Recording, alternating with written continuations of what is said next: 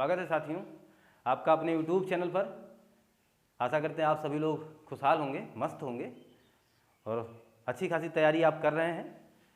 और इसी उम्मीद के साथ, इसी विश्वास के साथ आज की जो टॉपिक है पाचन तंत्र पार्ट 4 आपके सामने हमने लगा ही दिया है। ये एक नया एपिसोड है पाचन तंत्र का, चौथा। ये मान के चलें इसके 3 पार्ट आ चुके हैं। जहाँ पर हमने तीसरा पार्ट छोड़ा है ना, ठीक वहीं से मैं इस सीरीज को क्रमबद्ध तरीके से आगे बढ़ा रहा हूँ। तो निवेदन है और मान के चलिए वो आपके लिए ज़रूरी भी है। निवेदन के साथ साथ ज़रूरी है इसलिए क्योंकि आप जब क्रमबद्ध चीज़ें समझेंगे तो आपको लगेगा कि वाकई में मैंने पाचन तंत्र में कुछ सीखा है।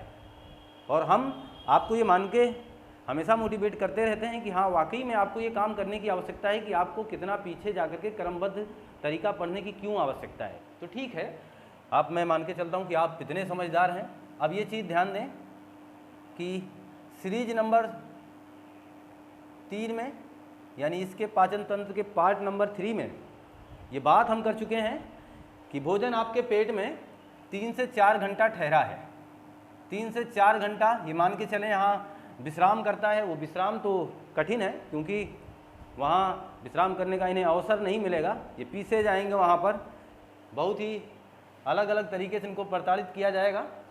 तो 3 से 4 घंटा आपका भोजन पेट में ठहरा और वहाँ तमाम प्रक्रियाएं पेप्सिन, रेनिन, एंजाइम की बात हम कर चुके हैं कि जो पेप्सिन है प्रोटीन का पाचन करेगी, रेनिन दूध के केसीन को पचाने का काम करेगी। वो सारी बातें हो चुकी हैं। अब आगे देखिएगा, यहीं से आगे ये थोड़ा सा रिकैप हमने आपको दिया कि ये पिछले एपिसोड में ये बात की गई थी। अब 3 से 4 घंटा भोजन ठहर चुका है। अब बात होगी कि जब 3 से 4 घंटा ठहरा था तो HCl जो कि जठर रस में शामिल था, HCl जो कि जठर रस में शामिल था, ये वाकई में एक प्रकार का एसिड है और बहुत ही खतरनाक एसिड है। आप मान के चलें, इसका कार्य देख लीजिए। यही HCl अगर आपके पेट में ज़्यादा हो जाएगा तो आपको एसिडिटी की प्रॉब्लम हो जाएगी।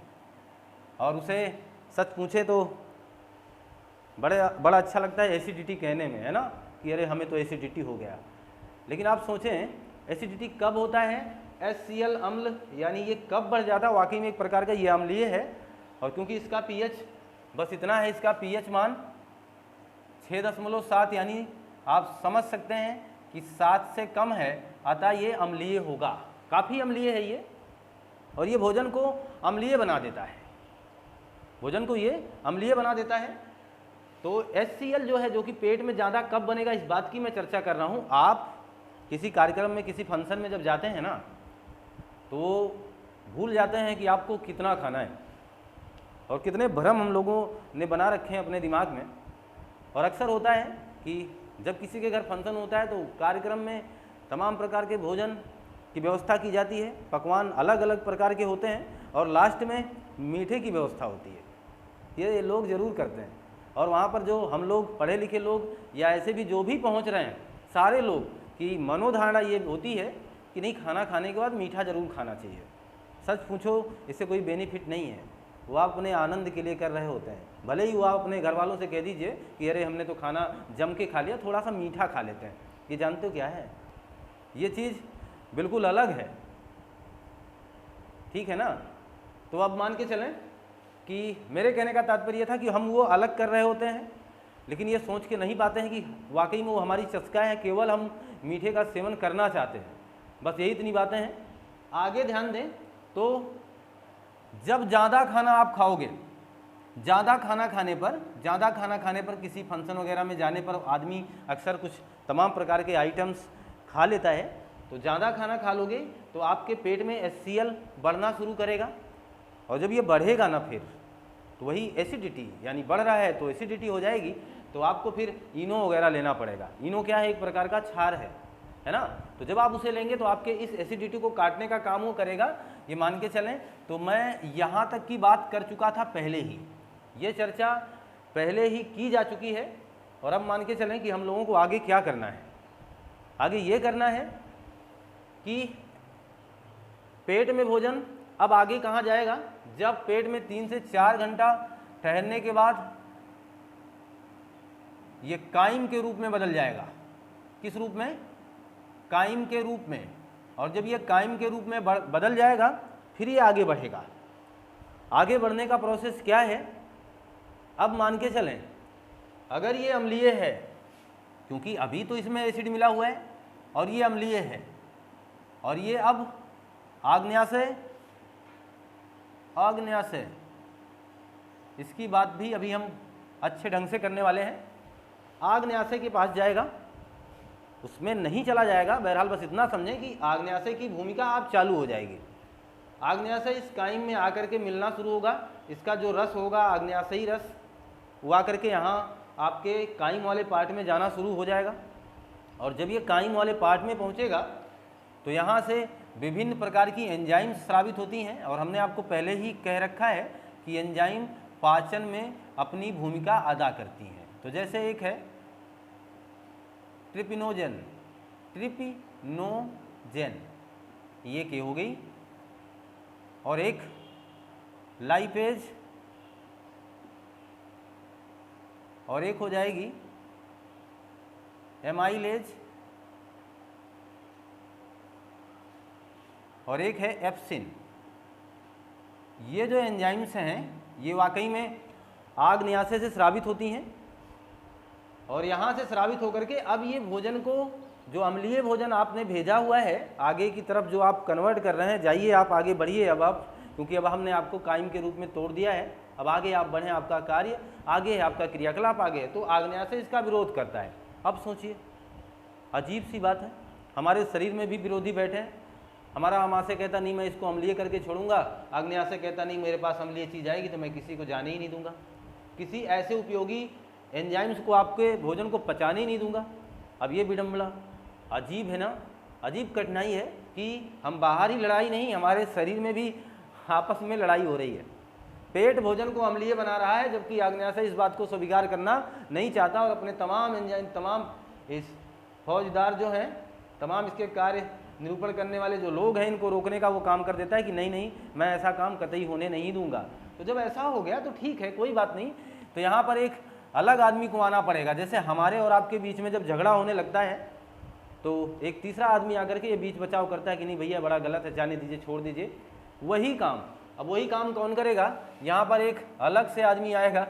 आदमी क्या, एक प्रकार का ये ग्रंथ ही है, आप जान ही रहे हैं, और इस पर चर्चा फिर बाद में लेंगे हम, क्योंकि अभी पाचन तंत्र पढ़ रहे हैं और बाद में हम क्रमवार कुछ महत्वपूर्ण ग्रंथियों की और अंगों की भी बात करने वाले हैं। यकृत की जहाँ बात है, यकृत से एक रस निकलता है जिसका नाम है पित्तरस। यहाँ से पित्तरस निकलेगा और पित्ताशय में जाकर के एकत्रित हो जाएगा, और इसका पीएच मान याद रखिएगा, पीएच मान 7.34 से 7.5 तक होता है। किसका? पित्तरस का पीएच मान कुछ इस कदर है, और ये आपको बताना ही चाह रहा है कि मैं क्षारीय हूँ, है ना। तो जब आग्नेयाशय इन तमाम क्रियाकलापों को रोक देना चाह रहा था, तभी यकृत ने पित्तरस को कहाँ भेज दिया? यहाँ, कि आप जाइए ये झगड़ा निपटाने का काम करिए। और जैसे ही पित्तरस आया और उस काइम वाले भोजन में, जो काइम था, समझ रहे हैं ना आप इस बात को, जो काइम वाला भोजन है जो पेट में 3 से 4 घंटा पचने के बाद कुछ इस अवस्था में आ गया है, और ये अम्लीय था, आग्नेयाशय ने कहा मैं किसी को जाने ही नहीं दूंगा, तो ये पित्तरस आ गया और इसमें मिल करके इसके अम्लता को क्षार में कन्वर्ट कर देगा, है ना, क्योंकि ये क्षारीय है तो उसे क्षार में कन्वर्ट करेगा। अब आग्नेयाशय खुश हो जाएगा और खुशी खुशी अपने कार्य को संपादित करने में लग जाएगा। क्लियर है ना। और ये काम क्या करेगा, ध्यान दीजिएगा, ये तो निष्क्रिय अवस्था में है। अभी इस बात को समझें, इस पर बहुत ही बेहतरीन क्वेश्चन मैं आपको देने वाला हूँ। अभी ये निष्क्रिय अवस्था में, इसका अभी कोई योगदान अभी नहीं है। लाइपेज क्या करता है? लाइपेज वसा को तोड़ देता है, वसा को तोड़ेगा, वसा को तोड़ देगा। इस बात ध्यान दीजिए, क्योंकि यहाँ आप ध्यान देना, आपका जो काइम है उसमें वसा भी है, यानी फैट है, उसको तोड़ने का काम कौन करेगा? उसको पचाने का काम, यानी महत्वपूर्ण भूमिका कौन निभाएगा? लाइपेज। और लाइपेज कहाँ है? आग्नेयाशय में, जाने रखें। एमाइलेज, ये तो आपके मुख में भी मिला था और आपको पता है, इनका काम है ये ग्लूकोज को तोड़ देते हैं, यानी ग्लूकोज को तोड़ने का काम करते हैं, ग्लूकोज को तोड़ने का काम करेंगे। ठीक है, मैं मान के चलूँ कि आपको ये बात बिल्कुल अच्छे ढंग से समझ में आ रही है, एक कहानी सादृश्य समझें आप। भोजन हमारे पेट में 3 से 4 घंटा ठहरा, वहाँ तमाम प्रकार के एंजाइम्स HCl हाइड्रोक्लोरिक अम्ल उसे पचाने में महत्वपूर्ण भूमिका निभाने के बाद अपने तमाम क्रियाकलाप कर देने के बाद वो उस भोजन को कायम के रूप में बदल देता है। कायम का मतलब भोजन एक लुगदी की भांति हो गया, सब कुछ पिस गया। वो जो आपने चावल लिया था, जो आपने रोटी खाई थी, वो पूरी तरीके से पिस करके बहुत ही सूक्ष्म अवस्था में आ गई, यानी सारी चीज़ें लुगदी के रूप में हो गई, क्योंकि HCl ने वो काम कर दिया, जठर रस ने वो काम कर दिया है। इसके बाद वो कायम की अवस्था में जब थोड़ा सा आगे आता है, यानी उस गृहिणी वाले पार्ट में आ जाता है, जहाँ से अब उसे बस कहाँ ट्रांसफ़र होना है, आंत की तरफ जाना है। क्रमान कुंचन ये आपने पढ़ा ही पढ़ा है, वो गति के द्वारा जब वो आगे बढ़ना चाहेगा भोजन, तो ठीक उसी अवस्था में उसी समय ये अग्न्याशय को ये भूमिका निभानी है कि आप इसमें हमारे कायम में मौजूद तमाम चीज़ों को आप तोड़ने का काम करें। लेकिन अग्न्याशय इनकार कर देता है कब? जब ये सोचता है ये अम्लीय हिस्सा है, क्योंकि अग्न्याशय अम्ल को पचाने में कारगर नहीं है, उसका विरोध करता है। फिर इसके बाद ठीक आपके शरीर में कुछ अलग की व्यवस्था है, यकृत आ जाएगा, वहाँ पर अपना रोल अदा करेगा और वो पित्त रस को भेज देगा। और पित्त रस जब यहाँ पहुँचेगा तो उस भोजन को, उस कायम को क्या कर देता है? क्षारीय बना देता है। इसके बाद ये अपना काम भली भांति करना शुरू कर से देते हैं। HCl वाकई में जिस हाइड्रोक्लोरिक अम्ल की बात हम कर रहे हैं, ये सच में कुछ अद्भुत है।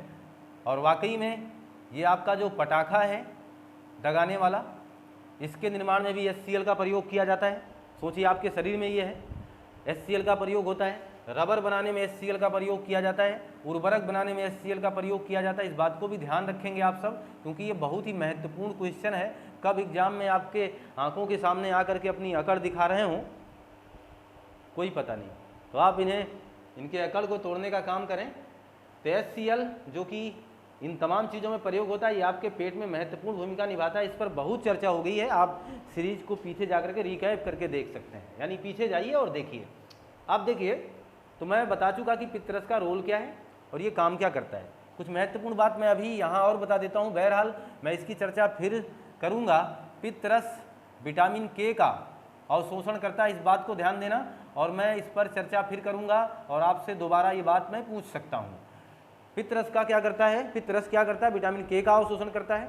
पाचन प्रक्रिया में बहुत ही महत्वपूर्ण भूमिका है, ये आपको पता ही चल गई। मैंने ये बात आपके सामने रख दिया कि अगर पित्त रस ना होता तो आग्न्याशय अपने वर्क, अपने कार्य से मुख मोड़ चुका होता और कहता कि नहीं, मैं अब किसी भी कार्य को संपादित नहीं करूँगा।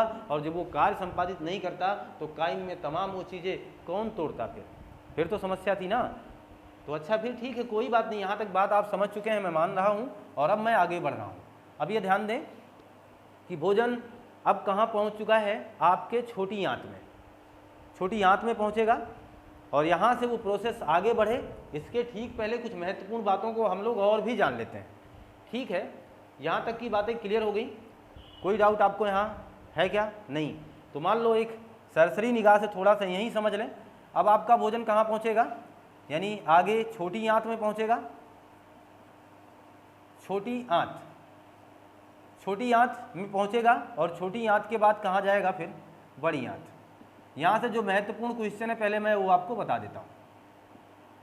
छोटी आंत जो कि नाम से छोटी है और लंबाई में छोटी नहीं है, ये लगभग 7 मीटर लंबी है और ये मात्र 1.5 मीटर लंबे हैं। आप सोचो, जो बड़ा है वही छोटा है, जो छोटा है वही बड़ा है, इस बात को ध्यान दें। जो छोटी आंत है, स्मॉल इंटेस्टाइन है, जो छोटी आंत है, तो उसमें जिन्हें हमने कहा कि 7 मीटर लंबी है, इसमें है क्या? ये बहुत ही महत्वपूर्ण बात क्या है? ये मिनरल्स का, विटामिन्स का, मिनरल्स हो गया, विटामिन्स हो गया, इनका अवशोषण अगर पूछे कौन करता है, तो अवशोषण ये छोटी आंत करेगी, जिसे हम कह सकते हैं इसका अवशोषण करके रक्त में मिला देती है, जिसे हम स्वांगीकरण की प्रक्रिया कहते हैं। इस बात को आप भली भांति समझ लें। कभी भी आपका एग्जामिनर पूछे तो पाचन की एक रूपरेखा आपके दिमाग में हो जानी चाहिए कि भोजन पेट में आने के बाद फिर वो प्रक्रिया, इन प्रक्रियाओं से गुजरता है, फिर छोटी आंत में पहुँचता है। छोटी आंत वहाँ से जो आपने अपने भोजन को कार्बनिक अकार्बनिक जटिल पदार्थों में तोड़ रखा है, वो क्या करता है? ये छोटी आंत उसको अवशोषित कर लेती है तथा रक्त में मिला देती है। क्लियर है ना बात। और बड़ी आंत का रोल क्या है? बड़ी आंत का रोल है, केवल इतना याद रखिएगा, ये जल और नमक का अवशोषण करती है, जल नमक का अवशोषण करता है। छोटी आंत अवशोषण करती है जल और नमक का अवशोषण। और ठीक ठाक एक काम और, वर्ज्य पदार्थों का त्याग। जो गंदे पदार्थ शरीर में है, वर्ज्य पदार्थों का क्या करेगा? ये त्याग करने की महत्वपूर्ण भूमिका अदा करेगा। क्लियर है ना। तो मैं मान के चलूँ कि एक बहुत ही आसान सा ये तरीका है, कोई बहुत ज़्यादा इसमें कराने की आवश्यकता हम लोगों को नहीं है। यहाँ बस बात इतनी समझ लेनी हम लोगों को कि भोजन जब इस तमाम प्रक्रिया, इन तमाम स्टेज से गुजरेगा, इसके बाद जब वो आगे बढ़ेगा तो छोटी आंत में आएगा। छोटी आंत के बाद फिर वो ये तमाम चीज़ें अवशोषित कर ली जाएंगी, फिर वो बड़ी आंत में जाएगा और जल नमक का अवशोषण होगा, बाकी वर्ज्य पदार्थों का त्याग कर दिया जाएगा। क्लियर है ना बात। तो यहाँ तक कि कोई समस्या अगर आपको हो तो फिर आप कमेंट कर सकते हैं। बहरहाल मैं मान के चलता हूँ कि कोई समस्या अब आपको नहीं है, आप इसका स्क्रीनशॉट लें। तो पाचन प्रक्रिया का एक समुचित ग्राफ मैंने आपको दे दिया कि भोजन कैसे कैसे जाकर के क्या क्या होता है। तो वहाँ पाचन हो गया, गंदे पदार्थ बाहर निकल गए। अब हम क्या करने वाले हैं, कुछ महत्वपूर्ण प्रश्न जो सीक्वेंस से हम लोग पढ़ेंगे, जैसे आग्नेयाशय से पूछे जाते हैं, उनकी बात करते हैं। इसके बाद फिर आगे चल करके आंतों के बारे में बात करेंगे, यकृत के बारे में बात करेंगे। इन तमाम जो हमारे पाचन में महत्वपूर्ण भूमिका निभाने वाले अंग हैं, सच में ये हैं क्या, इनसे भी कौन कौन से प्रश्न हमारे एग्जामिनर पूछ सकते हैं, उन पर भी चर्चा हम लोग करेंगे। आग्नेयाशय यानी पैनक्रियाज, इस चीज़ को ध्यान दें, इसलिए मैं इसको अब अलग से लिख रहा हूँ। पाचन की एक महत्वपूर्ण प्रक्रिया आपके सामने से गुजर जाने के बाद अब अलग अलग पार्ट में कुछ इस तरीके का जो अध्ययन होगा वो आपको विशेष महत्व देगा, है ना। भोजन जो आपने खाया, चबाया, और आपके लार ने जो वर्क किया, आपके आमाशय ने जो वर्क किया, आग्नेयाशय का जो रोल था, छोटी आंत बड़ी आंत का जो वर्क है, वो सारी बातें आपके सामने आ चुकी हैं। अब सीधी बात करते हैं आग्नेयाशय वाकई में क्या है। अब आग्नेयाशय की बात करें तो यह एक प्रकार की मिश्रित ग्रंथि है। ध्यान दीजिए, मिश्रित ग्रंथि। और आज ही अपने मस्तिष्क में एक स्टार बना के सजा दीजिए। अंग वो होते हैं जिनसे कभी कुछ निकलता नहीं है, कोई चीज़ का श्रावण नहीं होता है, और ग्रंथियाँ वो होती हैं जिनसे एंजाइम्स और हार्मोन्स का श्रावण होता रहता है। बात समझ आ रही? यही अंतर है अंग और ग्रंथि में, इस बात को ध्यान रखेंगे। ये एक मिश्रित ग्रंथि है। ऐसा इसे क्यों कहा गया? क्योंकि ये एक ऐसी ग्रंथि है जिससे एंजाइम भी निकलता है और हार्मोन भी। एंजाइम और हार्मोन दोनों निकलता है। हमने आपसे कहा था एंजाइम आपके पाचन प्रक्रिया में महत्वपूर्ण भूमिका निभाती हैं, पाचन प्रक्रिया में महत्वपूर्ण भूमिका इनका है, और जबकि हार्मोन्स का आपके वृद्धि और विकास में महत्वपूर्ण रोल है। लेकिन आप इस बात को ध्यान दें कि इसमें कोई भी ऐसा शब्द नहीं है मैं जो बोल रहा हूँ कि जो इम्पोर्टेंट ना हो। वो सीधा पूछ सकता है कि हार्मोन का क्या वर्क है और एंजाइम्स का क्या वर्क है। मिश्रित ग्रंथि इसे क्यों कहा जाता है? क्योंकि ये दोनों चीज़ों का श्रावण करता है। और जब आप ग्रंथि पढ़ेंगे तो वहाँ एक अंतःस्रावी और एक बहिर्स्रावी ग्रंथि पढ़ेंगे, है ना। तो अंतःस्रावी ग्रंथि और बहिर्स्रावी का मतलब क्या होता है? जो ग्रंथियाँ एंजाइम का श्रावण करती हैं उन्हें हम बहिर्स्रावी कहते हैं, बहिर्स्रावी ग्रंथि कहते हैं, और जो ग्रंथियाँ हार्मोन्स का श्रावण करती हैं उन्हें हम अंतःस्रावी ग्रंथियाँ कहते हैं। अंतःस्रावी ग्रंथियाँ। कोई दिक्कत? यहाँ तक तो मैं मान के चलूँ कि आपको कोई समस्या है ही नहीं। अब ये बात आप याद कैसे रखोगे, इसका भी तरीका हम ही बता देते हैं कि बहिर्स्रावी ग्रंथि में क्या निकलता है। तो पाचन जो है ना, वो सच पूछो तो बाहरी प्रक्रिया है। आपने भोजन खाया, वो सब कुछ अलग अलग है, आपके ब्लड में तो कुछ नहीं मिला है ना। और जो ग्रंथियाँ हार्मोन्स का श्रावण करती हैं, हार्मोन्स डायरेक्ट कहाँ जाता है? ब्लड में जाता है, जबकि पाचन प्रक्रिया आपके विभिन्न प्रकार के अंगों में हो रही है ना। इसीलिए उसे बहिर कहा जा रहा है, और जो अंता यानी अंता का मतलब जो ब्लड में टहल रहा है उसे अंतःस्रावी कह दिया जा रहा है। क्लियर है ना। तो हार्मोन्स, जो ग्रंथियां हार्मोन्स का श्रावण करती हैं उन्हें अंतःस्रावी कहते हैं, ये वृद्धि विकास में सहायक हैं। जो एंजाइम्स का श्रावण करती हैं उन्हें बहिर्स्रावी ग्रंथि कहते हैं। ये पाचन प्रक्रिया के जिम्मेदारी अपने कंधे पर रखती हैं। अब ये मान के चलें ये दोनों काम ये ग्रंथि कर रही है, दोनों चीज़ें इसमें से निकल रही हैं, इसीलिए हम लोग इसे क्या कह दिए हैं? मिश्रित ग्रंथि कह दिए हैं। क्लियर है ना बात।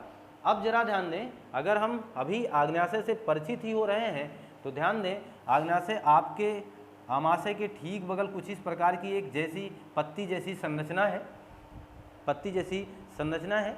इसमें छोटे छोटे छल्ले नुमा द्वीप बने हुए हैं, ऐसे इस तरीके के छल्ले बने हुए हैं, जिन्हें हम लैंगरहैंस की द्वीपिकाएँ कहते हैं। लैंगरहैंस की द्वीपिकाएँ। ऐसा क्यों? ऐसा इसलिए ना, क्योंकि लैंगरहैंस एक वैज्ञानिक थे, इन्होंने ही इसकी खोज की थी। ठीक है, तो कोई दिक्कत नहीं, इसीलिए इनके नामकरण से, इनके नाम से इसका नामकरण हो गया। ये बात क्लियर है ना। तो लैंगरहैंस की द्वीपिकाएँ इसे इसलिए कहा जाता है क्योंकि लैंगरहैंस साहब ने इसकी खोज की थी। और ये महत्वपूर्ण किस बात के लिए है, इस बात को भी जान लें। अभी अभी हम बात करने वाले थे कि कौन कौन से एंजाइम्स यहाँ निकलते हैं, तो अभी हमने आपको बताया था ट्रिप्नोजेन, ट्रिप्नोजेन,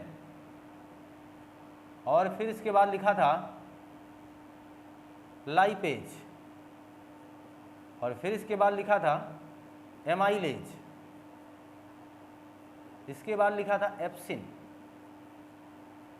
एप्सिन।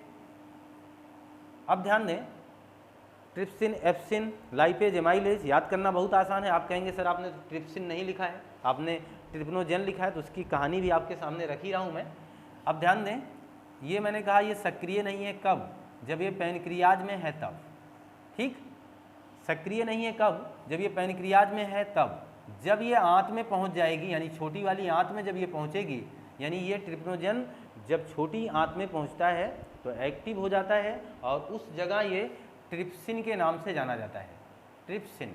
तो इस बात को ध्यान दीजिएगा, कभी एग्जामिनर कह दे कि ट्रिप्सिन नाम की एंजाइम कहाँ से निकलती है, तो ये मत बता देना कि आंत से निकलती है।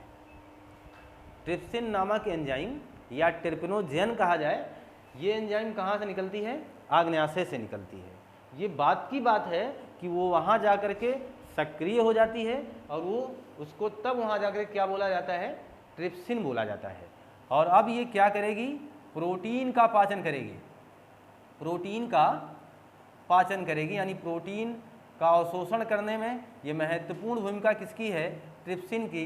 प्रोटीन को तोड़ेगा ये, जो कोई भी प्रोटीन आ ही रहेगी जो पेट से बच करके आ रही है, भाई पेट में ही सारा काम थोड़ा हो जाएगा, क्रियाशीलता अभी आगे है, रास्ता अभी लंबा है, तो वर्क और भी आगे है। तो ये चीज़ ध्यान रखें कि ट्रिप्सिन का काम क्या है, और ट्रिप्सिन सक्रिय, ये ट्रिप्नोजेन आग्नाशय की एक महत्वपूर्ण पार्ट यहाँ है। अब ये जब जाकर के आंत में पहुँचेगा तो ट्रिप्सिन के रूप में सक्रिय हो जाता है। तो वही मैंने कहा कि जब एग्जामिनर आपसे पूछे कि ट्रिप्सिन कहाँ बनती है, तो बनती तो आग्नाशय में ही ना, वो तो वहाँ सक्रिय होती है। जब सक्रिय करके पूछ लेगा तो सक्रिय बता देगा, बता दीजिएगा, है ना। अब ध्यान दें, लाइपेज का काम अभी बताया हमने, वसा का पाचन, वसा को तोड़ना। एमाइलेज का काम और इसका काम, दोनों का काम है ग्लूकोज यानी शुगर यानी चीनी को तोड़ना, मीठे को तोड़ने का काम किसका है? इनका है। तो ये एंजाइम्स हैं किसकी? कहाँ की एंजाइम्स? हमारे आग्नेयाशय की। ये महत्वपूर्ण एंजाइम्स हमारे आग्नेयाशय की हैं, और उनकी महत्वपूर्ण भूमिका हमने आपके सामने इंगित कर दी है। अब देखिए, लैंगरहैंस साहब को पुनः अपने इस शिक्षण अधिगम में शामिल कर लें हम लोग। लैंगरहैंस साहब का काम क्या है? ये द्वीपिका को खोजा, और इसमें ये 3 प्रकार की महत्वपूर्ण कोशिकाएं मिल गई, एक अल्फा, एक बीटा, एक गामा। अल्फा, बीटा, गामा, ये 3 महत्वपूर्ण कोशिका मिली कहाँ पर? लैंगरहैंस साहब जी को। अब यहाँ देखिए, बहरहाल अल्फा से ग्लूकेगान, ग्लूकेगान क्या है? और अब ये मान के चलें, अल्फा, बीटा, गामा, ये तीनों बातें क्या हैं? कोशिकाएं हैं। जब भी ये काम आपसे एग्जामिनर पूछ ले कि अल्फा, बीटा, गामा कोशिका कहाँ है? आग्नेयाशय में। लैंगरहैंस की दीपिका कहाँ है? आग्नेयाशय में। स्थिति भी पूछ ली जाती है, इसीलिए तो ये महत्वपूर्ण बात कर रहा हूँ मैं आपके सामने। अब जरा ध्यान देना, तो मैं बात कर रहा था ग्लूकेगान की। ग्लूकेगान का काम क्या है? ये काम इसका है कि ग्लाइकोजन को ग्लूकोज में बदल देता है। आप कहोगे सर अभी ग्लूकोज ऊपर तोड़ा जा रहा है, एमाइलेज, एप्सिन वगैरह ये लोग मिलकर के ग्लूकोज को कहीं और बदल रहे हैं, और ये आकर के वहाँ से फिर उसका उल्टा कर दे रहे हैं। जानते हो ऐसा क्यों कर रहा है? हो सकता है आपके शरीर में कभी भी शुगर लेवल कम हो जाए, शुगर की मात्रा कम हो जाएगी, तब फिर क्या करेंगे? जब शुगर की मात्रा आपके शरीर में कम हो जाएगी ना, शुगर कम हो जाएगा, तो पक्की बात है अब उस समय ये ग्लूकेगान हार्मोन वर्क करना शुरू करेगा और वो आपके ग्लाइकोजन को जो टूट चुका है उसको पुनः ग्लूकोज में बदल देगा। कह देगा नहीं नहीं ऐसा आप चिंता ना करें, हम हैं। लेकिन वो तब तक ये वर्क तब नहीं करेगा जब ज़रूरत है तभी करेगा ना। फिर जब आपके शरीर में ग्लूकोज की कमी यानी शुगर की कमी हो जाएगी तब ये वर्क करना शुरू करेगा। क्लियर है ना? आगे देखिएगा, इंसुलिन। इंसुलिन फेमस है, ये बहुत ही इंपॉर्टेंट है, ये स्टार यहाँ लगा ही लीजिएगा। इंसुलिन, ग्लूकेगान, ये सब हार्मोन्स हैं। इंसुलिन हार्मोन का स्रावण बीटा कोशिका से होता है, इस बात को ध्यान रखें, बीटा कोशिका। तो इंसुलिन हार्मोन का स्रावण यहाँ से होगा और इसकी खोज की पूछा भी जाता है 1921 ईस्वी में बैंटिंग और बेस्ट नामक वैज्ञानिक ने, ये बैंटिंग बेस्ट लिख दे रहा हूँ मैं, बैंटिंग और बेस्ट नामक वैज्ञानिक ने इसकी खोज की 1921 ईस्वी में। ये काम हो गया, ये बात मान के चलें। पहले इंसुलिन खोजा गया था बैलों में, बोमाइन कहा गया उसे, यानी जो बैलों में इंसुलिन खोजी गई उसे बोमाइन कहा गया। यहाँ मैं लिख दे रहा हूँ, बैलों में सबसे पहले बैलों में इंसुलिन जो खोजी गई उसे बोमाइन कहा गया, बोमाइन। और फिर सुअर में खोजी गई उसे कहा गया पेरासीन, पेरासीन इंसुलिन। यहाँ मैं पूरा लिख दे रहा हूँ, इंसुलिन और बोमाइन इंसुलिन। क्लियर है बात ना? बैलों में बोमाइन इंसुलिन, सुअर में पेरासीन इंसुलिन, और खोज अधूरा रह जाए जब तक कुत्ता ना आए। और बेंटिंग साहब ने कुत्ते को भी पकड़ा और उसका भी इंसुलिन निकाला ही निकाला, और कुत्ते का इंसुलिन निकाल करके कुत्ते को ही चढ़ाया और कुत्ता ठीक ठाक मधुमेह से बच गया। तो बहुत बड़ा काम हो गया, मधुमेह विजय हो गया, मधुमेह विजय, यानी मधुमेह विजय, मधुमेह पर जीत हासिल हो गई। ये ध्यान दें, कब? 1921 ईस्वी में, जब बेंटिंग साहब ने यह सिद्ध करके दे दिया कि हमने वो काम कर दिया है। क्लियर है ना? तो 1921 ईस्वी में ये काम हो गया। और लियोनार्ड थॉमस, ये भी याद रखें आप, लियोनार्ड थॉमस नाम का पहला बच्चा था। ये बच्चा इसलिए कह रहा हूँ क्योंकि ये 14 वर्ष का ही था, इसे भी मधुमेह था, डायबिटीज़ का ये भी पेशेंट हो गया था। मधुमेह का मतलब डायबिटीज़, डायबिटीज़ यानी शुगर, और शुगर यानी चीनिया रोग, चीनी की अधिकता होगी आपके शरीर में, वो चीनिया हो जाएगा फिर। तो लियोनार्ड थॉमस जो कि 14 वर्ष का था, ये कहाँ के थे? कनाडा का था। और इसे पहला इंजेक्शन दिया गया था किसका? इंसुलिन का। इंसुलिन का पहला इंजेक्शन किसे दिया गया? तो इस बात को याद रखें, इंसुलिन का पहला इंजेक्शन दिया गया लियोनार्ड थॉमस को। 14 वर्ष का ये बच्चा था, और कहाँ का? कनाडा का। ये बात क्लियर है? तो मैं चर्चा में ले रखा हूँ, इंसुलिन की बात कर रहा हूँ क्योंकि हम लोग आग्नेयाशय को पढ़ रहे हैं, जो कि एक मिश्रित ग्रंथि है, और मिश्रित ग्रंथि के साथ साथ ये दूसरी सबसे बड़ी ग्रंथि है। दूसरी सबसे बड़ी ग्रंथि, बड़ी ग्रंथि कौन सी है? तो सबसे बड़ी ग्रंथि है यकृत, और दूसरी सबसे बड़ी ग्रंथि कौन सी है? तो आग्नेयाशय यानी पैनक्रियाज है, जिसे हम मिश्रित ग्रंथि कहें।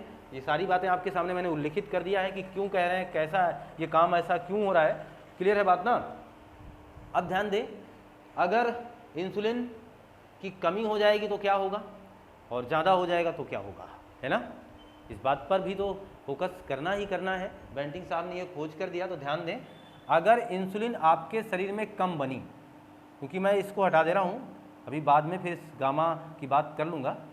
अगर इंसुलिन कम बनी तो क्या होगा, और अगर ज़्यादा होगी इंसुलिन तो क्या होगा?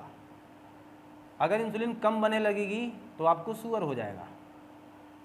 शुगर, शुगर नहीं, शुगर का मतलब तो शुगर है, फिर शुगर हो जाएगा यानी चीनिया रोग हो जाएगा।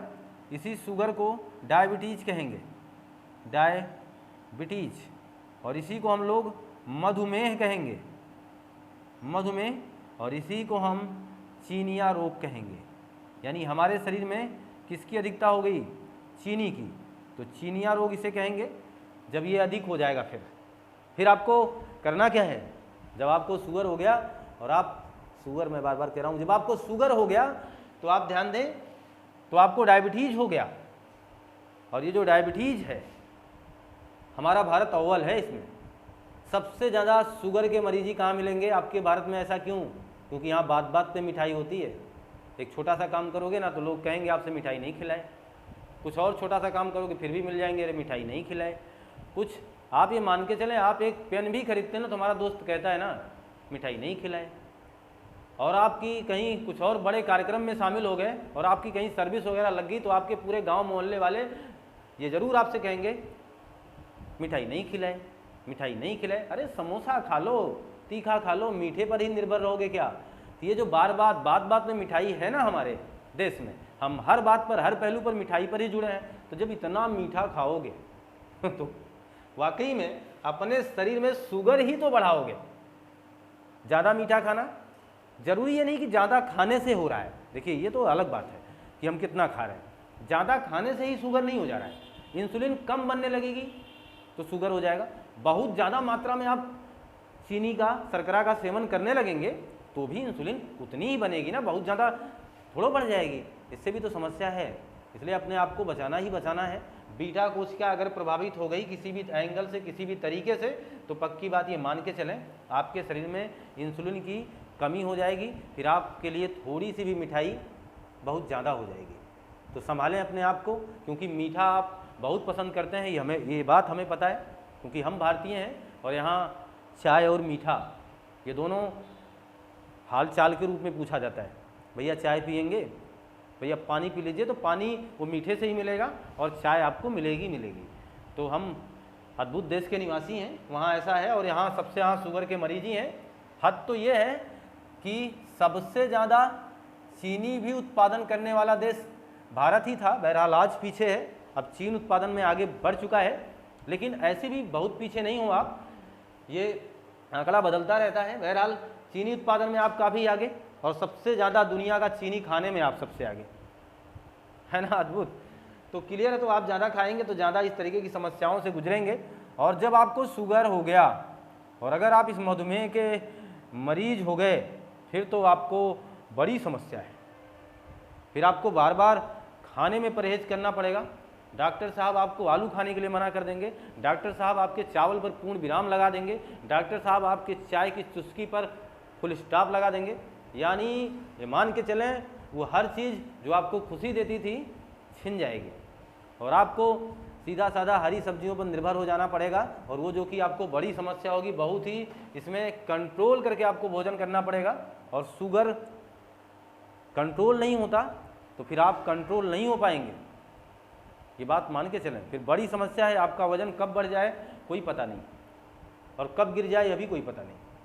शुगर वाकई में बहुत ही खतरनाक बीमारी है, ये मान के चलें लाइलाज बीमारी है। इसको कंट्रोल किया जा सकता है, जड़ से ठीक तो कतई नहीं होगा ये। इसलिए तो ये रोग तो आप होने ही ना दें। पर इसके लिए भी हमारी एक ही सलाह है, वर्कआउट।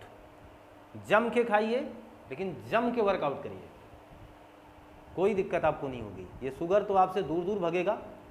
इंसुलिन अपना कार्य अच्छे ढंग से निर्वहन कर पाएगा, इस बात पर बने रहें। अब मान के चलें कि आप ये अच्छे ढंग से बात को समझ पा रहे हैं हमारी, है ना? एक होता है अगर ये शुगर ज़्यादा हुआ तो इस बात को कंट्रोल तो करेंगे, बात आप जान ही गए। अगर ज़्यादा हो गया तो फिर क्या होगा? इंसुलिन ज़्यादा बनने लगे तो हाइपोग्लाइसीमिया नामक रोग हो जाएगा। जैसे अगर आप सोचें कि अभी से चलो सर क्यों ना ऐसा कर लें कि हम रोगी ही ना होने पाएँ, पहले ही पूजा पाठ कर लें।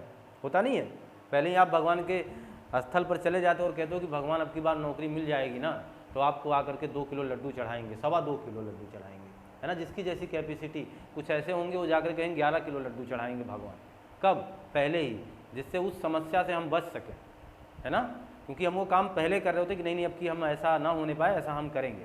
ये मन्नत होती है हमारी, ये मान लेते हैं कि जिससे हमारे साथ ऐसी घटना ना घटे। तो हो सकता है आप ये सोच लें कि सर अरे इंसुलिन जब घट ही जाएगा शरीर में, जब मैं कोई वर्कआउट नहीं करता हूँ तो क्यों ना जाकर के इंसुलिन के 2-4 इंजेक्शन ही लगवा लूँ मैं, जब लगती है तो फिर तो ऐसा कर दोगे ना तो इंसुलिन बढ़ जाएगा ना भैया। जब इंसुलिन बढ़ जाएगा ना तो फिर आपको बड़ी समस्या हो जाएगी, आपका वंश ही बढ़ने में समस्या हो जाएगी, जनन क्षमता में कमी आएगी, जनन क्षमता कम हो जाएगी, तथा एक महत्वपूर्ण चीज़ और दृष्टि विकार हो सकता है। दृष्टि विकार, दृष्टि विकार का मतलब आपकी आँखें उतना नहीं देख पाएंगी जितना कभी देखा करती थी। तो ये भी तो और भी दिक्कत हो जाएगी, तो और भी समस्या आपको घेर लेगी। इतनी कठिन बीमारी आपके सामने जो हमने रख दी है ना। क्लियर है बात? तो मैं मान के चलूँ कि आपको मैं ये पूरी बात स्पष्ट ढंग से समझा पाया हूँ और आप ये बात अच्छे ढंग से समझ भी पाए होंगे। आप इसका स्क्रीनशॉट लें। ये मान के चलूँ कि आपने इसकी स्क्रीनशॉट ले लिया होगा। और महत्वपूर्ण क्वेश्चन अभी काफ़ी हैं। ये मान के चलें इंसुलिन की जहाँ मैं चर्चा कर रहा था, इंसुलिन इसलिए महत्वपूर्ण क्योंकि ये काफ़ी ज़्यादा आपके एग्जाम में इससे प्रश्न पूछे जा चुके हैं। एक महत्वपूर्ण बात ध्यान देना, इंसुलिन में क्या मिलेगा? तो जिंक। इस बात को ध्यान दीजिएगा, पूछा जाता है डायरेक्ट क्वेश्चन कि इंसुलिन में निम्न में से क्या पाया जाता है? तो जिंक पाया जाता है, ये ध्यान रखें। और दूसरी महत्वपूर्ण बात, इंसुलिन एक प्रकार की प्रोटीन है। इंसुलिन क्या है? प्रोटीन है, इस बात को ध्यान रखें। तीसरी महत्वपूर्ण बात, जल में घुलनशील है। ये सारी बातें आप याद रखिएगा, जल में घुलनशील। तो जहाँ तक इंसुलिन की बात हमें करनी थी, हम ये मान के चल रहे हैं कि आपको इंसुलिन अच्छे ढंग से समझ में आ गया है। इंसुलिन कम हुआ तो शुगर लेवल बढ़ जाएगा, इंसुलिन ज़्यादा हो जाएगा तो हाइपोग्लाइसीमिया हो जाएगा। तो ना ज़्यादा होने दीजिए ना कम, ये बात मान के चलें, एक मेंटेन अवस्था बनी रहे। तो कुछ भी खाएं आप, कुछ भी पीजिए, कोई समस्या नहीं, लेकिन वर्कआउट आप करेंगे तो फिर बचे रहेंगे। अन्यथा इस तमाम प्रकार के जो भी खाने हम ऑयली वगैरह खा रहे हैं, इससे हकीकत में हमारे पाचन प्रक्रिया बाधित होती है। और ऐसी समस्या में इसी सब कारणों से कोई भी कोशिका कब प्रभावित हो जाए और बीटा कोशिका प्रभावित हुई तो पक्की बात मान के चलें, इनके लिए समस्या आ जाएगी। क्लियर है ना बात? ठीक है, अब आगे बात करते हैं कि अगर हम इंसुलिन की बात अच्छे ढंग से समझ ही गए हैं तो एक महत्वपूर्ण इसमें हार्मोन और था, सोमैटोस्टेटिन। सोमैटोस्टेटिन, इस बात को भी नोट कर लें, ये भी क्या है? हार्मोन। यानी कभी भी ये बात पूछी जा सकती है, इंसुलिन भी क्या है? हार्मोन। जितने भी हार्मोन है, आज ये बात जान लें, जितने भी हार्मोन्स हैं सब एक प्रकार की प्रोटीन है। तो इसीलिए हमने कह दिया कि अगर वो बात कर ले कि इंसुलिन क्या है तो क्या बताएंगे आप? इंसुलिन एक प्रकार की प्रोटीन है, यही बताएंगे हम लोग ना। जल में घुलनशील है, ये बता देंगे हम। इसमें जिंक पाया जाता है, ये बता देंगे हम, है ना। सोमैटोस्टेटिन हार्मोन का काम क्या है? इसका काम है कि भोजन का स्वांगीकरण कराने में मदद करेगा या भोजन का स्वांगीकरण करवाएगा। ये बहुत बड़ी भूमिका है। ऐसा मत समझें कि इनकी भूमिका ही नहीं है। अब ये ना होता तो फिर आप कुछ भी खाइए, कुछ भी खाइए, आपके शरीर को लगेगा ही नहीं, है ना। तो जो कुछ भी हम खा रहे हैं, प्रोटीन ले रहे हैं, विटामिन्स ले रहे हैं, मिनरल्स ले रहे हैं, वो हमारे शरीर के कहाँ आ जाए? अंदर तो आ पाएँ। ये बहुत बड़ी बात है। इसका ये काम करता है सोमैटोस्टेटिन। तथा इसका दूसरा महत्वपूर्ण काम क्या है? इंसुलिन और किस में? ग्लूकेगान में। ग्लूकेगान में संचार बनाता है। संचार, ये मान के चलें, संचार स्थापित करता है कि आप लोग अगर जो भी काम घटे ना वो आप पूरा करके दें।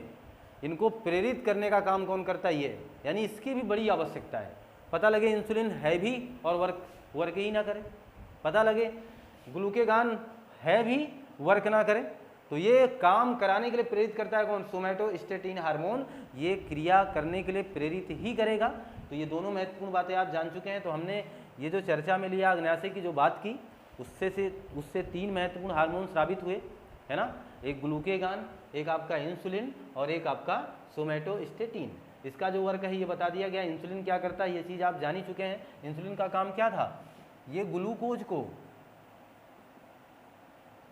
को किसमें बदलता है? ग्लाइकोजन में। यानी जो आप चीनी लिए हैं ना उसको ये तोड़ देगा इस रूप में। अब आपको समस्या ही नहीं है। और अगर आपके शरीर में ग्लूकोज कम हो जाएगा ना तो इनके भाई साहब आ जाएंगे, कहाँ चले गए? ये क्या करेंगे? इसी का उल्टा कर देंगे, इसको तोड़ करके चीनी बना देंगे, है ना। एक क्या सिस्टम है शरीर में, सारी व्यवस्था है। कम होगा तो ये काम करेंगे, वो कम होगा तो वो काम करेंगे, ज़्यादा हो जाएगा तो रोकने वाले आ जाएंगे।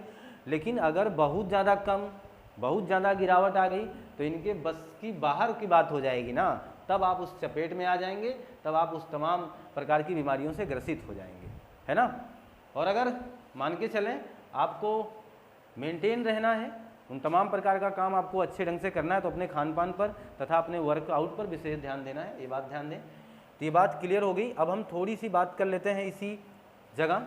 एक, अगर आपका जो पैनक्रियाज है उसमें सूजन आ जाए, पैनक्रियाइटिस हो जाएगा। और ये जब हो जाएगा ना, जहाँ आइटिस लिखा होगा जिस भी रोग में, उसे मान के चलिएगा सूजन वाला मसला है। और जब आपके कहाँ पर आग्नेयाशय में सूजन हो जाता है, यानी पैनक्रियाज में, इसीलिए तो इसका नाम इससे पड़ा है ना, पैनक्रियाज में क्या हो जाएगा, सूजन यानी स्वेलिंग आ जाएगी, तब ये समस्या होगी। इसका दो प्रकार का है, एक है ये एक्यूट प्रकार का और एक है क्रोनिन या कार्निक इसे कहेंगे, जाने रहिए। तो एक्यूट और कार्निक ये दो प्रकार का सूजन है पैनक्रियाइटिस हो जाने पर। जब ये एक्यूट होगा तो डॉक्टर साहब इसे हल्के में आपको दवा वगैरह दे करके कंट्रोल कर सकते हैं, ठीक कर सकते हैं। लेकिन ये कार्निक कब होता है, ये बात ध्यान दें। शराब यानी मदिरा पान करने वालों के साथ, जो शराब पीते हैं और उन्हें ये पता भी नहीं चलेगा, बहुत लंबे समय तक अगर आप शराब का सेवन कर रहे हैं बहुत काफ़ी दिनों से, तो ये धीरे धीरे आपके पैनक्रियाज को प्रभावित करता रहेगा। एक समय ऐसा आएगा कि आपको कार्निक हो जाएगा, और जब आपको कार्निक हो जाएगा फिर आपको बचाने में बड़ी समस्या आ जाएगी, क्योंकि आपका पैनक्रियाज उस समय तमाम वर्क को छोड़ देगा, इंसुलिन वगैरह ये सब कम बनना शुरू हो जाएंगे, सारी दिक्कतें फिर आपको घेर लेंगी। कितना इलाज आप करवाओगे फिर आपको समस्या हो जाएगी और इस दुनिया से आपको पलायन ही करना पड़ेगा, वही एक रास्ता है। ठीक, तो ये कठिन बात है, इसको बचाएं। शराब पीना, मेरे हिसाब से आप अपनी ज़िंदगी को जीना नहीं चाहते हैं, और सच में शराब हानिकारक है। हानिकारक ये है क्योंकि लोग ये सोचते हैं कि इससे सच में राहत मिलती है, राहत वगैरह कुछ नहीं मिलती। शराब पी लेने से आप एक समय के लिए आपका मस्तिष्क जो है, तंत्रिकाएं वर्क करना छोड़ देती हैं।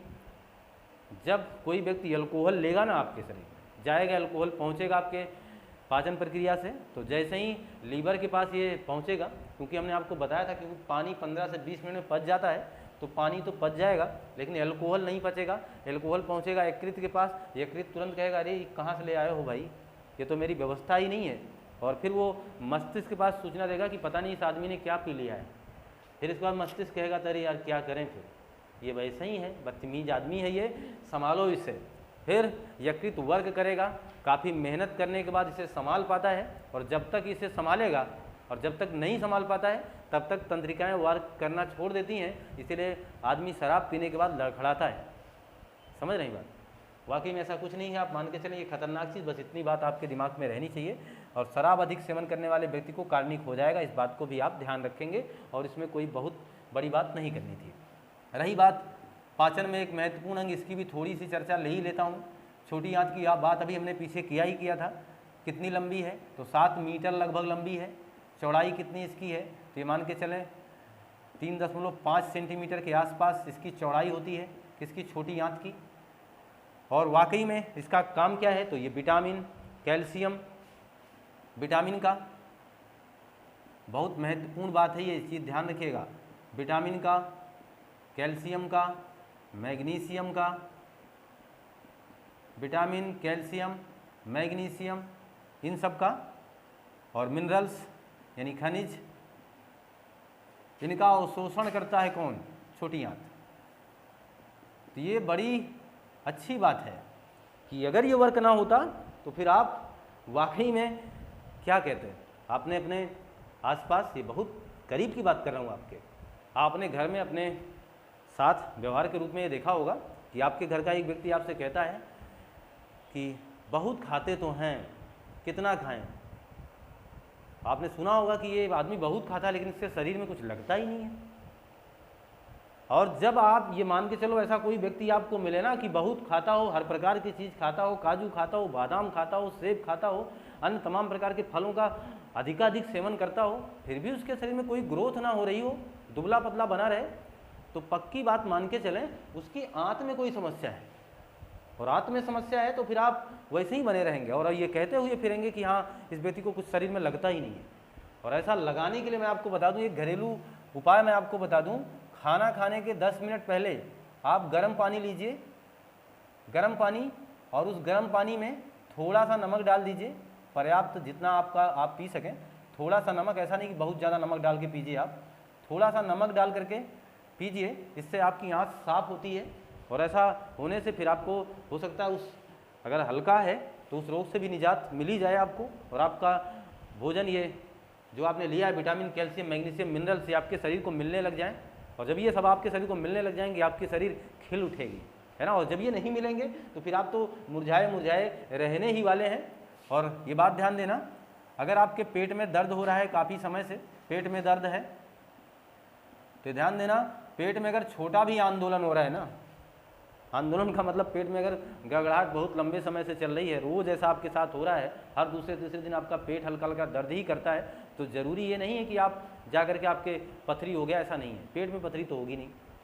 वहाँ आपको ये देखना है कि हो सकता है हमारे पेट में लगातार दर्द होने की एक वजह हो सकती है हमारी आंत, और अगर ऐसा है पेट में दर्द बार बार हो रहा है, कुछ भी ऐसी समस्याएं हैं, तो आप अपने डॉक्टर के पास जाएं और अपने आंत का चेकअप होगा, वहाँ पर आंत की जांच होगी, और इसके बाद वो दवाई दी जाएगी, आपको बताया जाएगा कि आपको कैसे निजात मिले और कैसे आपका भोजन आपके शरीर को लगे और आप हष्ट पुष्ट दिखें। मान के चलूँ कि ये समस्या से आप अब निजात ही पा जाएंगे। राय है हमारी, फूल गोभी खाइए, फूल गोभी खाइए, और ब्रोकली जान ही रहे हैं आप, इसे खाइए। हरी पत्तियाँ यानी हरी सब्जियाँ खाइए, हरी सब्जी लीजिए ये चीज़। और लहसुन खाएंगे तो दो फायदे हैं, एक तो आपका जो आग्नेयाशय है वो अच्छा वर्क करेगा, दूसरी बात और ये तमाम वर्क अच्छे ढंग से हो पाएंगे। आपका ब्लड प्रेशर लहसुन नियंत्रण कर सकता है, अच्छी दवा बता रहा हूँ मैं आपको। और भूखे रहेंगे ना, भूखे रहने से एक फ़ायदा देखिए, फिर हम अपने पूर्वजों की बात कर लेंगे। हमारे पूर्वज यूं ही महान नहीं कहे जाते, उन्होंने कहा एक माह में 2-4 ऐसे त्यौहार बना दिए उन्होंने, और ऐसी सी बातें उन्होंने बता दी कि फला फला समय में फला फला आदमी का, फला फला भगवान का व्रत रहना चाहिए। खैर ठीक है, मैं उनकी अवहेलना नहीं करता, मैं उनके वर्क की तारीफ़ कर रहा हूँ, सोचिए ये बात है, मैं उनकी अवहेलना थोड़ा कर रहा हूँ, उनके वर्क की तारीफ़ कर रहा हूँ कि उन्होंने कहा कि भूखा रहिए। उन्होंने जानते हो क्या कह दिया, भूखे रहेंगे तो आप कल अच्छे खासे एनर्जी से इस ज़माने के सामने पेश आएंगे। सोचो ज़रा, यानी लगातार आप खाना खाए जा रहे हैं, खाना खाए जा रहे हैं, मशीन आपका वर्क कर ही रही है, कर ही रही, अरे कुछ तो राहत दे दो। और जब आप ऐसा कर दोगे ना, भूखे रह जाओगे 2-4-10 दिन में एक बार, तो ये देखिए आँख से लेकर के पैनक्रियाज तक, आमाशय तक सब लोग रिलैक्स महसूस करते हैं कि चलो आज इस भूखे आदमी ने भोजन नहीं किया है। वो वाकई में उस समय आपकी शरीर रिलैक्स हो जाएगी कि सच में जो हमारी तमाम वर्क इतने ज़्यादा काम चल रहा था लगातार, आज अनवरत जब से आप जन्म लिए हैं तब से कभी आराम नहीं देते, इसलिए भूखे रह करके देखें और आपके स्वास्थ्य में ज़रूर लाभ इसका पहुंचेगा। इसलिए परंपरा मान के चलें, हमारा उद्देश्य ये आपको बताना ही था, और ये ज़रूरी पहलू है। आप ये रहिए, भूखा रह सकते हैं तो आप रहें और अच्छा काम करेगा आपको। देखिएगा आँत को 3 पार्ट में बांट दिया गया है, एक डियोडिनम है, इसलिए बता दे रहा हूँ जिससे कभी पूछा जाए तो आपको पता रहे। डियोडिनम, जेजुनम, और इसका एक पार्ट है इलियम, और इलियम जो है ये आपके बड़ी आंत में जाकर के मिल जाएगा। डियोडिनम, जेजुनम और इलियम, क्लियर है ना बात। ये इतनी चीज़ें महत्वपूर्ण हो जाएंगी कब, जब अभी आप करें आपके बड़ी आंत से जाके मिल जाएगा। तो आप ये ध्यान रखेंगे छोटी आंत के 3 पार्ट हैं, डियोडिनम, जेजुनम और इलियम। और वहीं जहाँ हमने बड़ी आंत को चर्चा में लिया था, और बड़ी आंत में भी 3 पार्ट बना दिए गए हैं, जिसमें एक है सीकम, एक है कोलन और एक है रेक्टम। सीकम, कोलन, रेक्टम, ये बड़ी आंत के 3 पार्ट हैं। लंबाई हमने इसका 1.5 मीटर बताया था आपको, चौड़ाई थोड़ी उसके ज़्यादा होती है, 4.5 सेंटीमीटर के आसपास या उससे भी ज़्यादा हो सकती है इसकी चौड़ाई, इसलिए इसे बड़ी आंत कहा जाता है, क्योंकि इसका क्षेत्रफल, एरिया बड़ा हो जाएगा। और इसका आप देख ही रहे हैं कि इस आंत की जो मोटाई है वो चौड़ाई जो है वो कम है छोटी आंत की, इसलिए इसे छोटी आंत कहा गया। और बड़ी आंत का काम हमने आपको बता दिया पीछे ही, जल का अवशोषण और नमक का क्या करता है, ये अवशोषण करता है। इसका मतलब इनकी भी भूमिका बहुत ही ज़रूरी है, तथा गंदे पदार्थों को हमारे शरीर से बाहर करने की भूमिका किसके ऊपर निर्भर है, बड़ी आंत के ऊपर निर्भर है। तो इन्हें भी सेफ रखने की आवश्यकता है, इन्हें भी बचाने की आवश्यकता है। ये बात मान के चले, मैं मान के चलूँ कि ये चीज़ अब आप अच्छे ढंग से समझ पाए हैं और ये सारा कार्यदायित्व तो आप निर्वहन कर सकते हैं, है ना। तो पाचन संबंधी वो तमाम पहलू हमने बता दिया आपको 4 पार्टों में, यानी पाचन तंत्र का ये जो चारों पार्ट है, आप चारों पार्ट देखें, और आज ये पाचन तंत्र पूरी तरीके से हमने कर दिया है क्लोज्ड, यानी अब ये पूरा हो गया, पाचन तंत्र पूरा हो गया। अब आगे चल करके हम शरीर के महत्वपूर्ण अंगों की बात करेंगे या ग्रंथियों की बात करेंगे, कुछ भी जो भी आगे आएगा वो एक नई टॉपिक आपके सामने आएगी। और पाचन तंत्र ये 4 पार्ट में हमने आपको दे रखा है, चारों पार्ट का आप विधिवत अध्ययन करने का प्रयास करें, और ये आपके लिए काफ़ी लाभकारी कंटेंट है, ये मैं मान के चलूँ। और मैं आशा करता हूँ कि आपको ये कंटेंट बिल्कुल बहुत ही अच्छे ढंग से समझ में आया होगा, ये हमें पूरी उम्मीद है। और अगर ये कंटेंट आपको बहुत ही अच्छे ढंग से समझ में आया है तो लाइक करें, शेयर करें, सब्सक्राइब करें, ज़्यादा से ज़्यादा लोगों के पास वीडियोज़ भेजें, ये आपसे गुजारिश हमारी है। आप इतना तो हमारे लिए कर ही दें, बस इतना ही काम आपका है। थोड़ा सा शेयर करवा दें, थोड़ा सा लाइक करवा लें, अपने दोस्तों के पास भेजें और उन्हें बताएं। और ये कंटेंट मैं आपको बता ही रहा हूँ कि हर एग्ज़ाम के लिए महत्वपूर्ण, अगर आप प्रतियोगी परीक्षाओं की तैयारी कर रहे हैं तो ठीक है। खुश रहें, मस्त रहें, मिलते हैं आपसे नई कक्षा में। आपका दिन शुभ हो, आपको बहुत बहुत धन्यवाद।